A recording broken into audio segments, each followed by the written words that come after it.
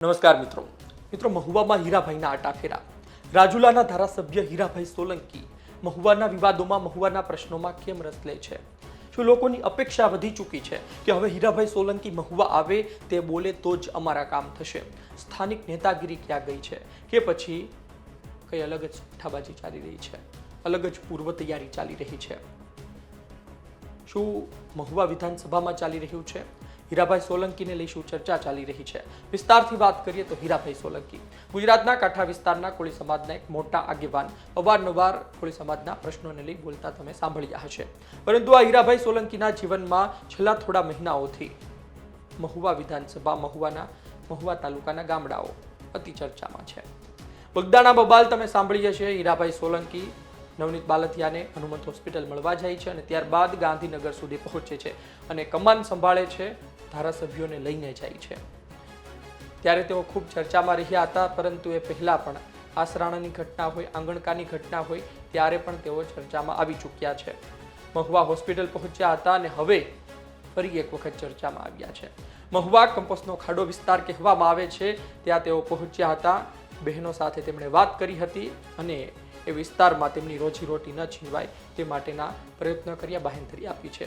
પહેલા તમે છેલ્લી 4 ઘટના સાંભળો, જુઓ, ત્યારબાદ આપણે થોડું વિશ્લેષણ કરીએ, ભૂતકાળ વિશે વાત કરીએ. ને હવે કોઈ અડશે નહીં ને આ લોકોને એમ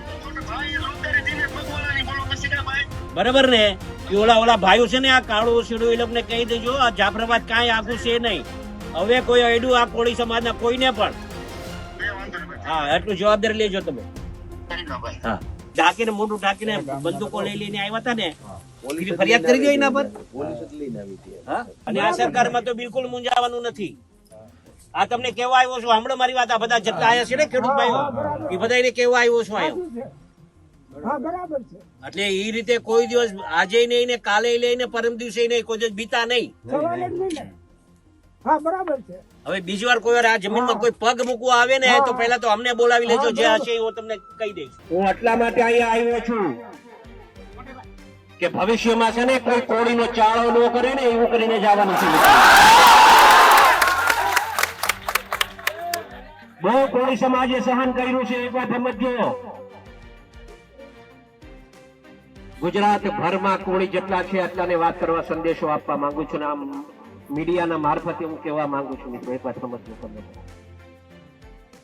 કોળી સમાજ પર અન્યાય બિલકુલ સહન નહીં થાય. સાંભળો, એમ કહેતો જાઉં છું કે અમે સોમવારે ન્યા પહોંચીએ ને એ પહેલા તો પીઆઈ ની બદલી થઈ જાય ને એવું કામ કરીએ. મારી રજૂઆત આ છે કેમ કે સાચી દિશાએ કામ નથી થતું ને એના માટે વાત કરું છું. મારી માં અમે તમારા હારે છે અને બની શકે ત્યાં સુધી તમારે હારે રહેશું, એ ચિંતા નહીં કરતા. મારી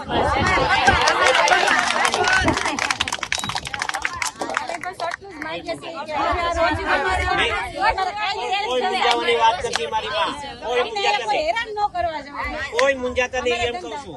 તમારે ત્યાં છે ને આવતી પહેલા અમે આવશું, ભલે જે હોય તે.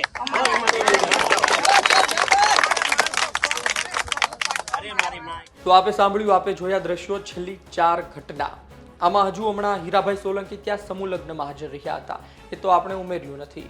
ત્યાં પણ તેઓ ખૂબ ખુલીને બોલ્યા હતા, પરંતુ ખેર એ સમૂહ લગ્ન હતો અને સમાજના આગેવાનોને બોલાવે તો તેઓ હાજર રહે, પોતાના વક્તવ્ય આપે. પરંતુ રાજુલા વિધાનસભાની બહાર અન્ય વિધાનસભામાં કોઈ પ્રશ્ન ઉદ્ભવે અને હીરાભાઈ સોલંકી ત્યાં પહોંચે તો આપણને સવાલ થાય.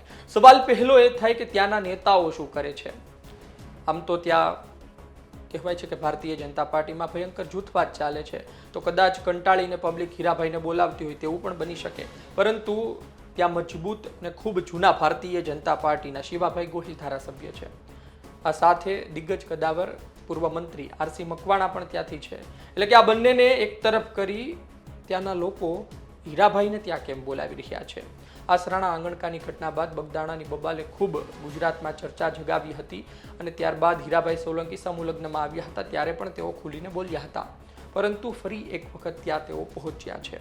હીરાભાઈ સોલંકી તમે સમજો કે સમાજના આગેવાન છે. વિસ્તારમાં નગરપાલિકાની જમીન પર મોટા પ્રમાણમાં કબજો છે.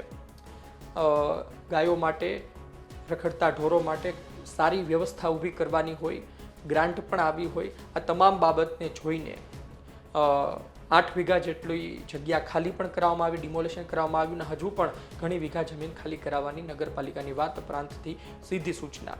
આ બધા વચ્ચે આવનાર દિવસમાં એ વિસ્તારમાં જ્યાં મહિલાઓ દોરડાનું કામ કરે છે એમની રોજીરોટી પર વાત ના આવે, આ માટે કોઈએ હીરાભાઈ સોલંકીને ફોન કર્યો અને હીરાભાઈ સોલંકી ત્યાં પહોંચી ગયા.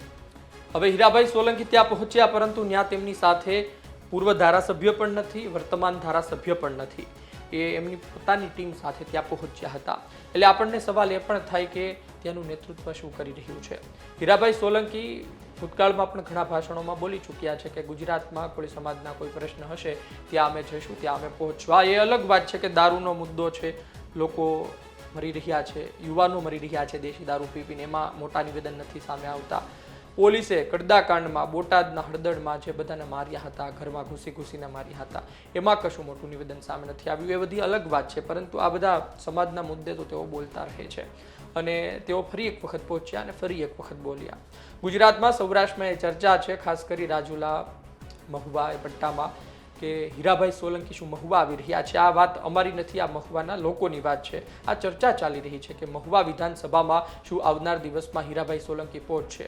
આ વાત અત્યારે એટલી બધી પણ મહત્વની નથી લાગતી. હા, હીરાભાઈ સોલંકીના મનમાં હોય, પરંતુ આ વાત જાહેર કરે પછી આપણે પુષ્ટિ સાથે કહી શકીએ.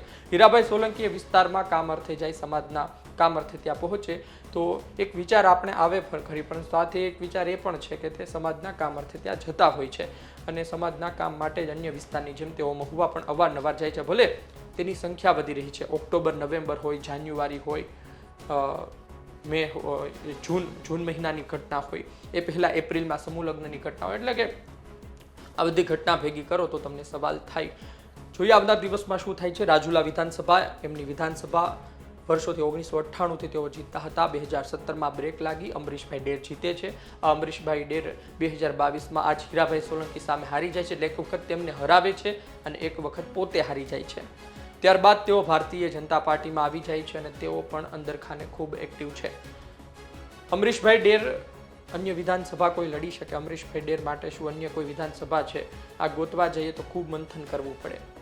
હજુ હમણાં રાજ્યસભાના નામ જાહેર થયા, તેમાં પણ અમરીશભાઈ ડેરનું નામ નહોતું. એટલે ચર્ચા એ શરૂ થઈ છે કે અમરીશભાઈ ડેર માટે ભારતીય જનતા પાર્ટી શું વિચારી રહી છે.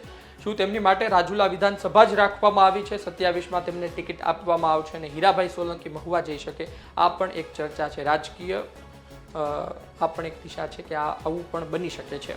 જોઈએ આવનાર દિવસમાં શું થાય છે. આપનું શું માનવું છે કોમેન્ટ બોક્સમાં જરૂરથી જણાવજો. આપ શું વિચારો છો? એ વાત સાચી છે કે સમાજના આગેવાન હોય તો પ્રશ્ન કોઈ પણ હોય, એમની વિધાનસભા બહારનો પ્રશ્ન હોય તો પણ તેઓ ત્યાં જઈ પોતાનો મત મૂકી શકે, એ બાબતે રજૂઆત કરી શકે. પરંતુ રાજકીય ચર્ચા તો થવાની, કારણ કે રાજુલાથી મહુવા જવાના કેસ વધી રહ્યા છે. આપનું શું માનવું છે કોમેન્ટ બોક્સમાં જરૂરથી જણાવજો. આપ શું વિચારો છો? ધન્યવાદ.